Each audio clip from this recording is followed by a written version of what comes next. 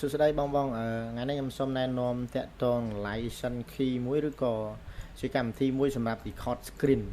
ហ្នឹងហើយអញ្ចឹងកម្មវិធីនោះឈ្មោះថា Action អញ្ចឹងកម្មវិធី Action នេះគឺជាកម្មវិធីមួយដែលខ្ញុំ record screen តាំងពីដើមមកដល់ឥឡូវវា smooth មែនតើសាហាវហ្មងខ្ញុំសរសើរមកខ្ញុំប្រើបានយូរឆ្នាំច្រើនជាងគេហើយក៏ជាកម្មវិធីដែលខ្ញុំគិតថាល្អជាងគេលំដាប់លេខ1ដែលខ្ញុំប្រើណាទី1យើង live screen screen ណាយើងអាច record ដល់ 4K ប្រយ័ត្ន 4K monitor យើង 4K វានឹង record ឲ្យយើង 4K 2K វានឹង record ឲ្យយើង 2K ហើយលោតដល់120 frame ហើយយើង record ដោយប្រើតែ NVIDIA អាច live បានអាច screenshot ទៅលើ Windows ក៏បានឬក៏តាក់ទងនឹង input ទៅកាន់ monitor ផ្សេងៗបានហើយ device ផ្សេងៗបានហើយយើងអាច connect មួយកាមេរ៉ា sound ហើយនឹងកំណត់បានហើយយើងអាច live លើ YouTube Facebook Twitter អីក៏បាន live បានទាំងអស់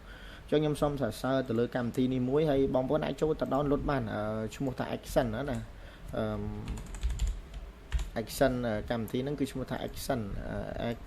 CT Action Record យើងដាក់តែ Action Record ចឹងមកនឹង Action Record Screen ចឹងចូលទៅ download មកកម្មវិធីនេះដូចជាអត់គិតលុយទេក៏ប៉ុន្តែបើសិនជាអីនេះចង់ full ហ្មងមានតែទិញ license ដាច់ទេដូចខ្ញុំទិញ license ដាច់ខ្ញុំទិញអានេះរួមក្នុងហ្នឹងគឺប្រើបានទាំងអស់មានទាំងrecord ធម្មតាឬក៏ប្រភេទ community តែខ្ញុំប្រើបានខ្ញុំទិញអា35កាលខ្ញុំទិញដូចជាជិត50រៀលកាលខ្ញុំទិញណា